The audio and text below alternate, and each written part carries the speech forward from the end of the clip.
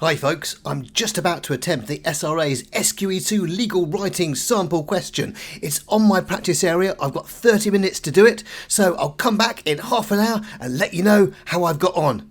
Cue the jingle. If you wanna be solicitors, why don't you come and visit us at SQETV? Wow, that was a close run thing. I almost ran out of time there. We had 30 minutes for that exercise, just like you would have in the SRA's SQE2 legal writing assessment, and I managed to finish just within 20 seconds to spare. I suspect I might have overwritten in some parts because I'm an experienced property practitioner and this was a property scenario, but even so, it was something that I was slightly worried that maybe I might be running out of time as I got towards the half an hour mark. I almost missed the professional conduct point that came up, and it was a little bit hidden in the question. It was only when I went back and did an audit of what the question was asking, I thought, oh, bloomin' heck, I haven't even covered that point yet. And I had about 5 minutes to rattle off an answer, which you'll see in a moment. Other things that came to me during the course of the assessment, it wasn't immediately clear in whose name the letter should be written. I had to read the question again, and it was clear more or less from what the SRA were directing us to do. But at one point I thought, oh, does this have to be in my name or in the partner's name? But I concluded, I think right, that it should be in the partner's name because there was some information there. And also, the other thing that I was slightly concerned about was, did I over explain the calculation that I had to do in the letter to the client? In hindsight, I would never have shown my workings in a letter to a client, but I wasn't sure whether the SRA and Kaplan expect me to show my workings in a letter to a client.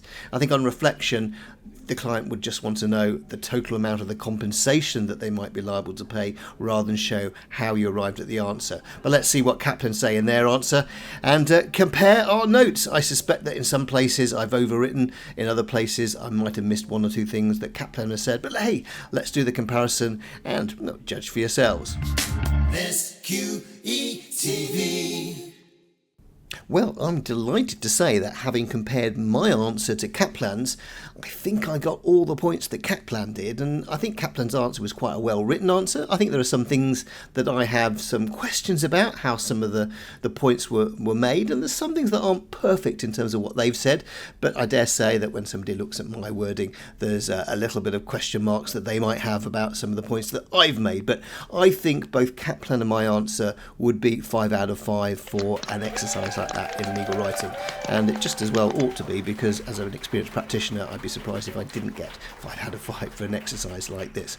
Now, spoiler alert, if you're intending to do this question but haven't seen it yet, then I'd suggest that maybe you just pause the video now, do the question, and then watch the rest of the video. But if you're not going to do the question for a few weeks, then you're likely to forget most of the content of this video, in which case you'll almost be doing it as an unseen question anyway.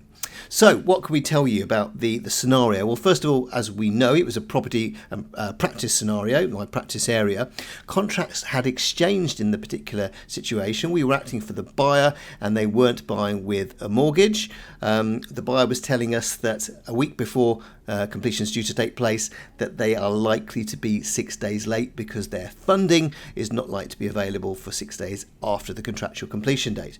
So what this question was all about was advising the buyer of their exposure, what remedies the seller would have for late completion, and in particular they were very concerned that they might lose their deposit and the seller perhaps could cancel the contract straight away if they didn't complete on the contractual completion date. So that was really at the centre of the client's concerns. You were given the SCSs, the standard conditions of sale, as a document to reference during the course of the exercise.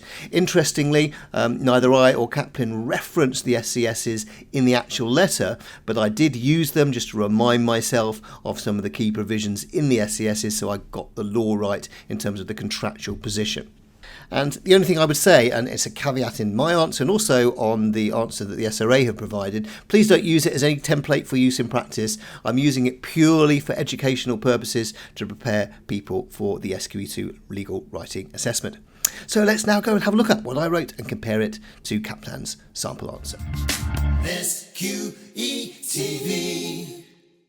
At this stage of the video, I'm not going to deal with the structure and formalities of the letter in terms of how you start it, in terms of dear so-and-so, and things like headings and things like that. I'll deal with those at the end because I want to focus really for the main part of the video from now on the substance of what I wrote and compare that to what Kaplan's sample answer looks like. And as I said a moment ago, it's amazing how similar the content is, but of course everybody writes slightly differently in a different style, and that's because legal writing is more of an art than a science.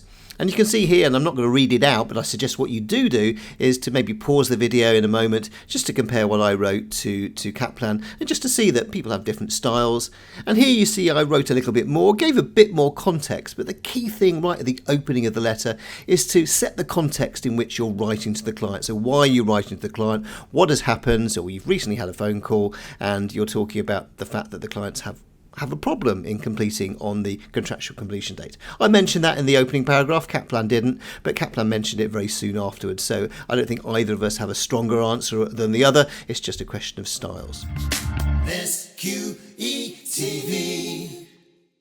As I mentioned in my summary of the fact pattern, one of the key concerns the client had was that because they are not going to be able to complete on the contractual completion date, they were worried that the seller, in their words, would cancel the contract. Of course, we know that to be rescission in contract law, but the word rescission didn't appear in either my letter or Kaplan's letter for a very good reason, in that it's legal jargon and you need to explain terms in language that the client understands. So using words that the client understands is very important. Remember, it's not a legal essay you're writing. You've got to make sure when you're writing a letter to a client in particular, you're writing with that audience in mind. So the key concern here was that they would lose the deposit and the seller might be able to rescind, and you can see that in both letters, we've addressed that relatively early on. In fact, Kaplan did it in the opening paragraph of their letter. I did it in the second section after my brief introduction. But the fact is, we've dealt with that very early on because we know that that's one of our client's main concerns. And it's about putting your client at ease when they read this letter right at the beginning with their main concern, and then give some of the more detailed exposure risks that the client has by completing later than the contractual completion date. Just a comment on Kaplan's sample answer. I didn't really like their wording at the end there. You can see I've highlighted it here. The bit that says you will still be able to complete by a given later date, although you may have to pay a small amount of compensation. That's true, but it's a bit vague about a given later date. It doesn't really clarify what that is, whereas I slightly put a different emphasis on it, and knowing that the client is almost certainly going to have the money on the 5th of June, I said that if you complete on that date, then the seller will not be able to forfeit the deposit and you'll be able to complete on that date. So I think giving the client the assurance that they will be able to complete on the 5th of June was probably a better way to put it from my perspective, but I don't think there was anything wrong with what Kaplan said, because they did give the client suitable reassurances on dates and the 5th of June later on in their letter. SQETV. In the next part of both mine and Kaplan's answers, we dealt with two topics which were really important to give the client advice on. One was the subject of contractual compensation, and the other one was notice to complete. But interestingly, Kaplan dealt with them in a different order. They dealt with notice to complete first, and then they dealt with compensation. I dealt with it the other way around. It doesn't really matter at all. They are two subjects that are equally important to discuss at this stage. It doesn't matter which order you dealt with them in. So let's have a look at the compensation content in both of my letter and Kaplan's. As you can see on the screen here, and I've already acknowledged, I think I wrote too much in this section. I showed too much detail to the client in terms of showing the client my calculation. Now, if of course the client had asked for how do you calculate the compensation, then of course it would have been appropriate for me to give that level of detail. But I was using the mud on the wall tactic, as we often call it, as a student. Well, if I throw that at the examiner, maybe some of it will stick and I'll get marks for it. Actually, in hindsight, I should have thought, what would I have said to a client? And I never would have shown the full calculation to the client. I just would have shown the client the amount of compensation that the client would be potentially liable for, and that's indeed what Kaplan wrote. So on hindsight, I think I gave too much information there. Interestingly, what Kaplan didn't do was to confirm that compensation would be payable for 6 days, provided you completed by 2 o'clock on the 5th of June. And that is quite important because the latest time in the contract pursuant to the SESs is 2 o'clock. And if the money hits the account after that time, then you know you owe further compensation to the seller. That wasn't a point that perhaps the examiners were looking for. It certainly wasn't something that came up in Kaplan's answer. Again, probably too much detail, but I wasn't sure what the examiner needed. And maybe I would have got extra credit for that from the Kaplan's examiners. Who knows? They did say that their answer wasn't necessarily the perfect model answer.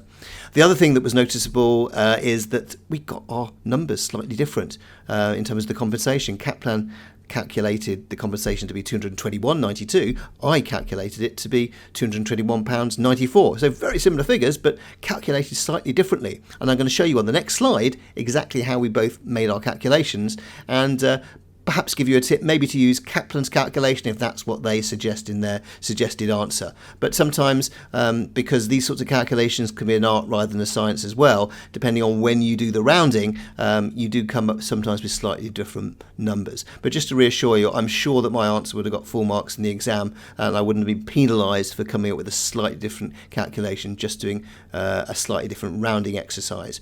And as the SRA knows, rounding exercises can be tricky and challenging, as we know from the recent debacle in the results release from January 2024. So looking at, first of all, how I did my calculation to show how I just got within a couple of pence of the SRA's calculation. When you're doing a compensation calculation, remember compensations payable at the daily rate in respect of the balance of the purchase price. You were told in the question that the daily rate was 5%, and the balance of the purchase price was the purchase price of $300,000 less the deposit of £30,000 that was paid on exchange of contracts. So it's 5% of £270,000, and that comes to $13,500. And before you go, gosh, that's a lot of compensation, that would be the sum if the client was late for a whole year, because contract rates, interest rates, things like that, they're always calculated on an annual basis. So you had to divide by 365 to get what we call the daily rate, and then multiply by the number of days of default that the buyer would be until they can actually complete, and that would be 6 days in our example. The difference between my answer and Kaplan's answer was that I rounded the figure for the daily rate at £36.99 and then multiply it by the 6 days of default from 30th of May until the 4th of June. Whereas what Kaplan did on the right hand side was not to do any rounding until they got the final number, and it came to sort of £221.9178, and then they did the rounding on normal mathematical principles. So you can see that no approach there is necessarily the right or the wrong one, but I suggest you err on the side of caution and adopt the approach that Kaplan makes for a compensation calculation like this. SQETV. Let's now move on to the subject of notice to complete. And what you'll notice is that both answers are very similar in terms of what we say, albeit in a slightly different way. So both answers initially come up with the legal position that the seller is likely to serve a notice through their solicitors, a notice to complete on the day of completion, 30th of May, which gives the buyer 10 working days to complete. And what Kaplan had done is to spell out when those 10 working days would expire. I didn't do that, and maybe in hindsight I should have done. I thought about that when I was drafting the letter, but I didn't want to necessarily commit to a date, because the date of deemed service of the notice to complete isn't necessarily going to be guaranteed. It depends on how that notice is actually served. So I think to specify a specific date in the letter that Kaplan did was probably not wholly accurate, but I could see what they were trying to achieve there. But I think I've achieved the same end in terms of explaining that basically 10 working days from the date of service is what is required before the seller can have the remedies to cancel or rescind the contract, as we know. Now, what is interesting is that, again, neither of us used the word rescission, neither of us talked about time being of the essence once the notice to complete is served. These are all terminologies that are legal jargon that we should avoid, as I mentioned earlier. But talking about cancelling the contract makes sense. Talking about forfeiting the deposit, again, makes sense. Perhaps I should have mentioned that the seller has the right to resell the property. I didn't mention that. It's one of the sort of minor remedies, and it's going to be highly unlikely on the facts given what we've said. And what was interesting that both I and Kaplan spelt out and was important is that if we complete on the 5th of June, we'll complete within the notice period, and therefore the seller will not have the right to rescind the contract. SQETV. The next part of both my answer and Kaplan's dealt with the subject of damages at common law, a claim for them, for any further losses that the seller may suffer over and above the claims they would have under the contract. So they could claim contractual compensation and they can forfeit the deposit. And if that still is not adequate compensation, they could claim further damages, is the position at common law. Now, what I said and what Kaplan said was it's extremely unlikely on the fact pattern that such additional losses would be incurred for such a small delay, and also critically because there was no related transaction. The seller, we were told in the fact pattern, had somewhere to go into, a home already, and the place was already there. There was no related transaction where other people had removal vans on the line. The seller had already moved out. So I had sort of dismissed that in my discussion, and therefore my discussion was a little briefer than Kaplan's, but I think I probably made all the points that were necessary to get the marks, because I did reference the fact that it's highly unlikely that a claim for damages would be made for the reasons that both I and Kaplan outlined. SQETV. As I mentioned at the beginning of this video, I almost missed the professional conduct content of this question. It was only when I did an audit of the question towards the end of my allocated time and I thought, oh my goodness, I haven't dealt with that. And it was also because it wasn't jumping out as being a professional conduct issue, because even though it deals with a potential undertaking issue, the word undertaking wasn't used. And you have to spot these professional conduct issues in the context of the questions that the client is asking you. Because nobody walks into your office and says, hey Jonny, we're not going to talk about a property deal today, but how about this professional conduct issue? That doesn't happen. You have to spot these problems in the context of your instructions. So what was the problem? Well, the client was asking you to promise to send the seller solicitors the completion monies on the 5th of June. And on that basis, would they allow her to move in on the 30th of May? That's all well and good if the monies are forthcoming on the 5th of June and we made that promise, but what if they're not? Well, if we made that promise, we would be liable to comply with that promise because it would be deemed to be an undertaking and would have to put our hand in our pocket and pay the money to the solicitors acting for the seller on the 5th of June, because we would be in breach of our undertakings otherwise, and then would have to recover that from the client. Clearly that's never going to happen because we'd never give the undertaking, but that would be the implications if we did give that undertaking. So it's a complete non-starter, the client's question. Why? Because it's completely outside our control. We should never promise to do something that is not entirely within our control. And even if we don't use the word undertaking or promise, ultimately, if we're giving an assurance like that in the way that the client was asking us, it could be construed as an undertaking, relied upon as an undertaking, and therefore enforceable as an undertaking. So therefore, there's no question that you would be giving any sort of assurance, promise, or undertaking on that basis. SQETV. So having dealt with the substantive issues that cropped up in this particular legal writing SQE2 problem, let's now remind you of some of the formalities you would include in any client letter. First of all, remember to get the salutation right. That's the bit that goes dear whatever. And obviously if you're writing to a client, it could be dear Mr. this, Ms. that, Mrs. that, or whatever salutation would be appropriate to that particular individual client. Remember, if you're writing a letter that ends yours faithfully because you're writing to maybe a third party such as the other side's solicitors, rather than the individual solicitor, if you're writing to the firm, or maybe you're writing to a party, a letter for action directly to that individual company or individual, it would be dear sir, yours faithfully, or dear madam, yours faithfully, as a matter of formality, or dear whatever the name is of the third party if they are incorporated, for example. So remember, you get to get the correct salutation, the correct sign off, as we've just said, and also make sure you include a heading to your letter to contextualize it. Normally the name of the transaction or the name of the piece of litigation would be appropriate. And make sure that the tone and language that you address your client with throughout the letter is appropriate. So it's about not using jargon, as we've said. Make sure you keep the language professional but simple, and it's that balance between making sure you're advising complex legal principles accurately, but also don't go over the top and make it look like a legal essay either. So remember always the ABC of legal writing: accuracy, make sure that what you're writing reflects your instructions, make sure it's legally accurate. be as brief as possible, and I've acknowledged that perhaps I was a little verbose maybe in what I wrote, but justifiably, arguably in some cases, but maybe not in others. And finally, make sure you write with clarity so that the client isn't going, what does that mean? Make sure that you're not ambiguous with what you're writing. SQETV. And finally, what I like to do is to leave you with the relevant references in the SCSs, the standard conditions of sale, that you were given as part of this sample question. And whilst you wouldn't have cited them in the letter, neither I or Kaplan did that, you would have had to use them and apply them. So you were going to be discussing compensation under the contract. Well, that's covered by SCS 7.2. You were discussing notice to complete. That's covered by SCS 6.8. Remedies for failure to comply with the notice to complete is dealt with in SCS 7.4 and 7.5. And finally, you would have needed to discuss a common law claim for damages that is referenced in the SCSs, but is something that you ought to know as a matter of common law. If someone is in breach of contract, they are liable for a claim in damages by the aggrieved party. SQETV.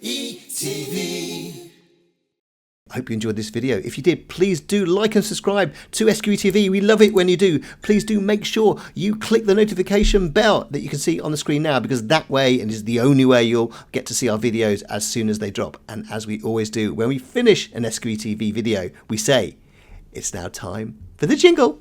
If you wanna be solicitors, why don't you